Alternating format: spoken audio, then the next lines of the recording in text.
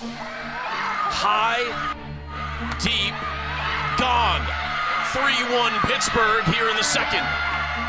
Welcome back to Pitt Beyond the Script alongside Coach Jodi Hermanek of the women's softball team. I'm Rob King of AT&T Sportsnet. Coach, before we get into the season a little bit, I think with every coach we always have to discuss COVID and what happened last year, cutting the season short. In your second year at Pitt, you're trying to get some momentum going and how that's carried over to this year.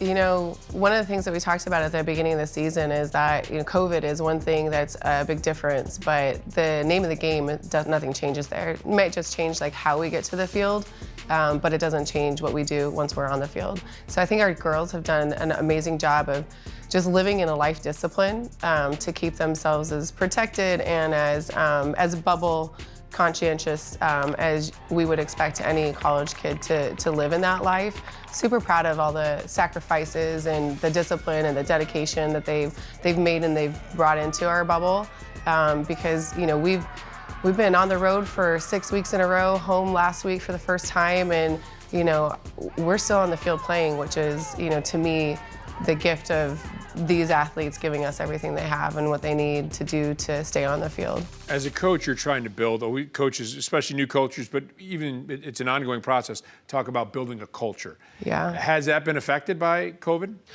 In some ways, it's definitely brought us closer together because when you can't necessarily get together all the time, when we were sitting here this time last year on Zoom calls, like just freshly learning what Zoom is, you know, me not a technology person and figuring out how to operate that, you know, it was more about just taking moments to strengthen who we are as Pitt softball inside the locker room as individuals and what that means to our culture.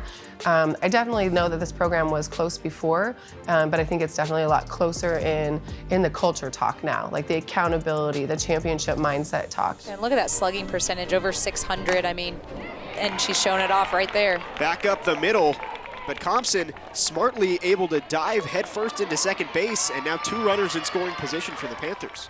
I wanted to ask you about a couple of players. One of the best freshmen in the ACC is Cami Compton. Can you talk about what you've liked about her game? I'll tell you that Cami, when she got on campus in August, and when we were in groups of 10, we would have, you know, her group at the field and then other groups coming in, and they'd kind of have to sit off into the stadium as they were waiting, you know, their turn to get into action.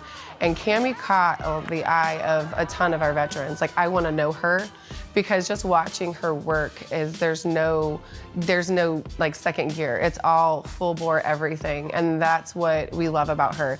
Another exciting player to me is E.C. Taylor, the sophomore transfer from Florida, who's one of the nation's top base stealers. Yeah, like thankful, grateful, blessed to have her in our lineup because as soon as she gets on base, it's 2 bases no matter what because the kid can run. She can steal second or she can steal third. She showed that last week as well. So just a great personality. I mean, she is just a personality of her own, just doesn't get overly serious, takes things light, and is a selfless teammate, and just really happy to have her. She fits the mold of Panther softball like perfectly. On the mound, you've had some injuries and some other things, but Abby Edwards has been really good for you. Yeah, and I'm just so proud to work with this kid every day.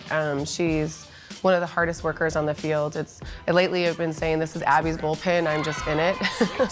She's a competitor, she's leading us in that circle with her competitive mindset and her presence. And I'll tell you, if I was a hitter standing in that box and I had to see that kid's bicep staring back at me, I'd be a little bit intimidated, let alone that she's increased her velocity this year too. So she's just on the attack, and I'm proud of her. Timed this one pretty well, down the line and off the foul pole for a home run. About 60% of the games in the books, still 40% of your season left. What are you looking to accomplish over these last, 19 games? The competitive championship spirit. I think that our kids have come out to the field and they've really worked to get there, and now it's just about capitalizing in those moments. It's about really just stepping into that championship mindset, no matter what the scoreboard says.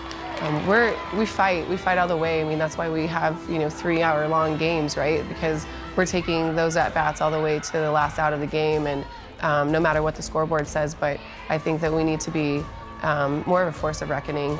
We have the talent, definitely. I don't see us being out-talented on the field when it comes to the loss columns. I see it as us just needing to grab a little more belief that we're capable. Coach, thanks very much. Really appreciate the time. Thank you. And thanks to you for watching this edition of Pitt Beyond the Script.